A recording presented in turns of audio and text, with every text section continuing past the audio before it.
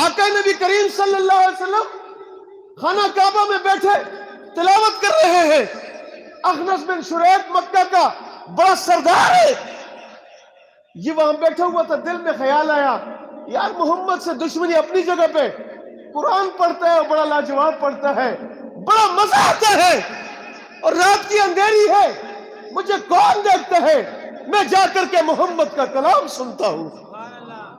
اور رات کو اندھیرے میں نکلا اور کہیں آ کر کے کسی کونے میں چھپ گیا اور آقا نبی کریم صلی اللہ علیہ وسلم کا کلام سننے لگا. سیدنا ابو سفیان اس وقت مسلمان نہیں ہوئے تھے، یہ بھی اپنے گھر میں تھے.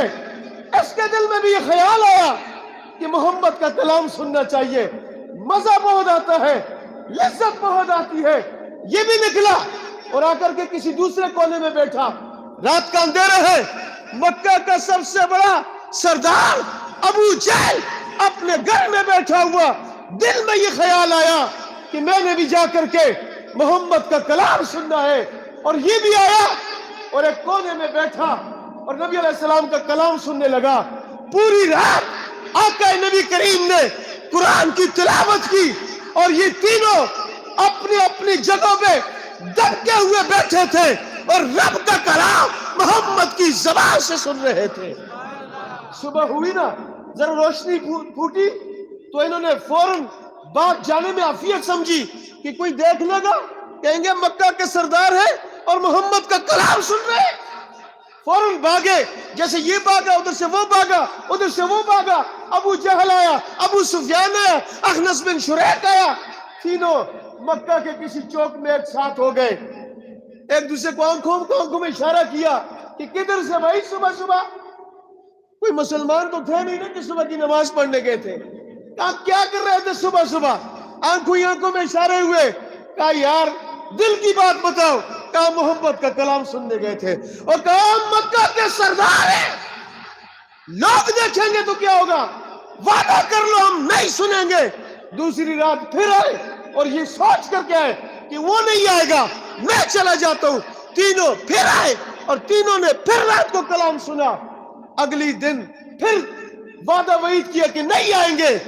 تیسرے رات کو پھر آئے اور نبی علیہ السلام کا قرآن سن کر کے جب صبح واپس جانے لگے تو ابو جہل نے کہا کہ بیویاں طلاق کر لو، ایسا پکا وعدہ کر لو کہ آج کے بعد محمد کا کلام نہیں سنیں گے. لیکن اس کلام میں وہ طاقت تھی کہ جو کافروں کو بھی مجبور کر دیتی تھی کہ وہ اللہ کا قرآن سننے پہ مجبور تھی.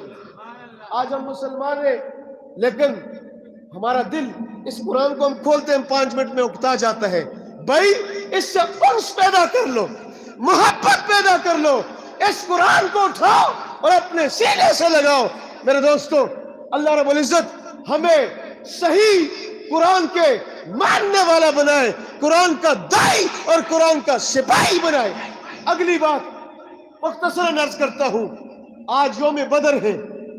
صحابہ کرام رضوان اللہ تعالیٰ اجمعین اور حضرات اہل بیت. اور میں آپ کو ایک بات اور بتاؤں، یہ رمضان المبارک کا مہینہ تو ویسے ہی نور کا مہینہ ہے، رحمتوں کی برساتیں ہوتی ہے، مغفرت کے دروازے کھلتے ہیں، مسلمانوں کو جہنم کی آگ سے خلاصی ملتی ہے.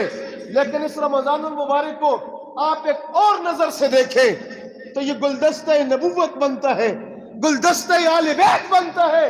کہ اس رمضان میں 3 رمضان المبارک کو سیدہ فاطمہ رضی اللہ تعالیٰ عنہ اس دنیا سے رخصت ہوئی تھی، آل بیت کی اعلیٰ فرد تھی. اس رمضان میں 10 رمضان المبارک کو سیدہ خدیجہ اس دنیا سے رخصت ہوئی تھی، اہل بیت کے خاندان کے اعلیٰ رکن تھی. اسی مہینے میں سیدہ عائشہ صدیقہ، آج 17 رمضان المبارک کو یوم وفات سیدہ عائشہ صدیقہ ہے، اہل بیت کی ایک عام رکن تھی. اور اسی رمضان المبارک میں سیدنا علی المرتضیٰ رضی اللہ تعالیٰ عنہ جو 21 رمضان المبارک کو اس دنیا فانی سے رخصت ہوئے، شہادت کا جام پیا. 21 رمضان المبارک سیدنا علی المرتضیٰ شر خدا کی یوم شہادت ہے. اور اسی مہینے میں رمضان المبارک کے مہینے میں حضرت حسن کی ولادت ہے. گویا آل بیت رسول